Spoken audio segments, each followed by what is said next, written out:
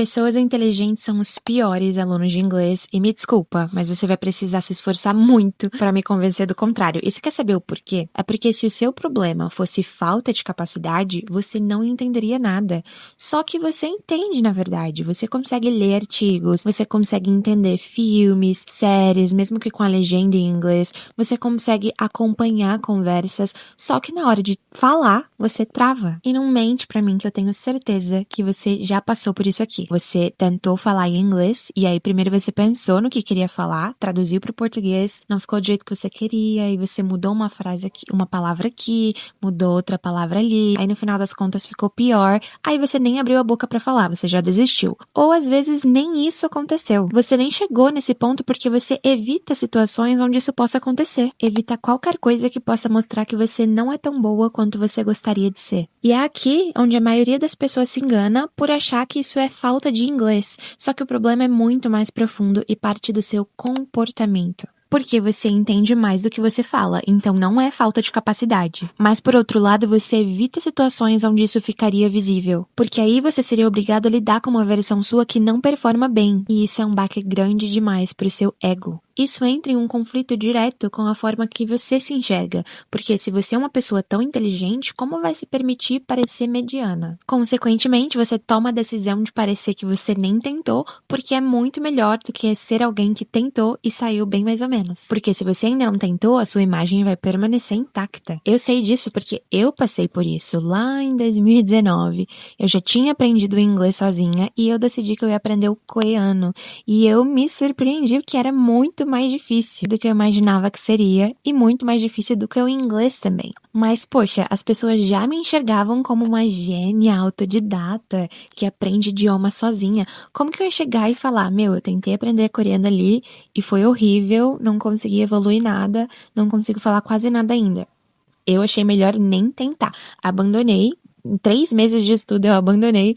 Até hoje eu não voltei ainda. Eu sou corajosa o suficiente para admitir que eu ainda não contornei essa minha autossabotagem. Só que você consegue entender o quanto isso se torna prejudicial agora? Porque se eu estivesse estudando desde lá de 2019, hoje eu seria fluente em coreano, provavelmente.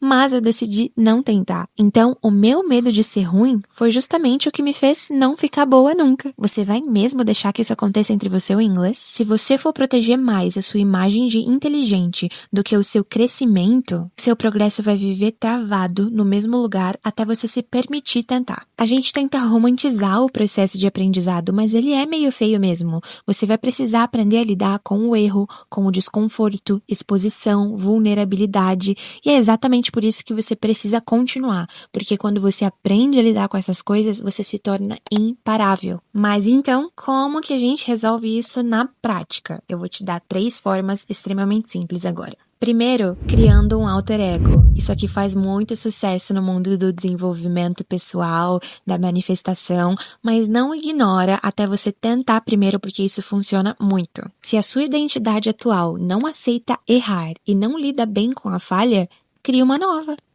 É simples assim. Você vai dar um nome pra ela, uma personalidade, às vezes até um sotaque bem dramático. E aí toda vez que você for praticar inglês, você não é mais a Júlia, você é, sei lá, a Sydney. Ou seja, se você errar, gaguejar, pronunciar feio, não é você que tá falhando, é ela que tá praticando ainda. Parece uma técnica meio delulu, né? Mas eu juro que isso tem base. A psicologia, inclusive, chama isso de distanciamento de autoconhecimento, ou de efeito Batman. Você vai criar uma barreira entre a sua autoestima e o seu desempenho. Com isso, o medo do julgamento diminui, a ansiedade reduz e, consequentemente, baixa o seu filtro afetivo, que é o bloqueio mental que impede a entrada de informações novas. Muito legal, né? A segunda técnica é criar uma cota de erros. Então, toda vez que você for entrar numa conversa, uma sessão de prática de inglês, você vai se dar uma meta. Tipo assim, hoje eu preciso errar 20 vezes antes da conversa terminar. Isso vai mudar completamente o jogo, porque toda vez que você errar, você vai estar, na verdade, chegando mais perto do objetivo que você tinha definido antes. Com isso, você está literalmente hackeando a dopamina do seu cérebro e o medo aos poucos vai perdendo poder sobre você. Isso é, inclusive, um conceito da terapia terapia cognitivo-comportamental. Quanto mais você se expõe ao estímulo assustador, que no nosso caso é o erro, e percebe que o mundo não acabou por causa disso, mais o seu sistema nervoso vai relaxar. Então, depois de 50 erros voluntários, seu cérebro vai entender, não, peraí, eu errei 50 vezes, ninguém morreu e eu ainda consegui pedir um café em inglês. Perfeito. A terceira técnica é simplesmente a vida real. Você não vai esperar por um evento para você falar inglês, uma aula de conversação, uma viagem, uma apresentação, uma reunião. Não, você vai usar o seu dia a dia.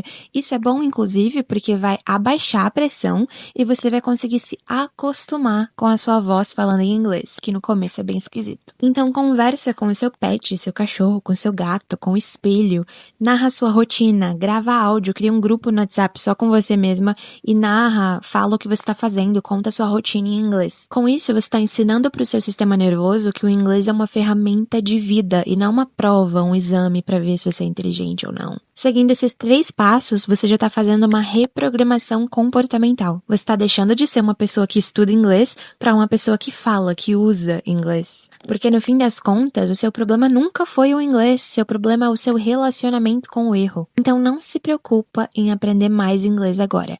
Primeiro, se preocupe em usar mais o inglês que você já sabe, porque é isso que vai te levar até a fluência. Ação sob desconforto. É isso. Espero que esse vídeo tenha sido luz para você. Com muito amor.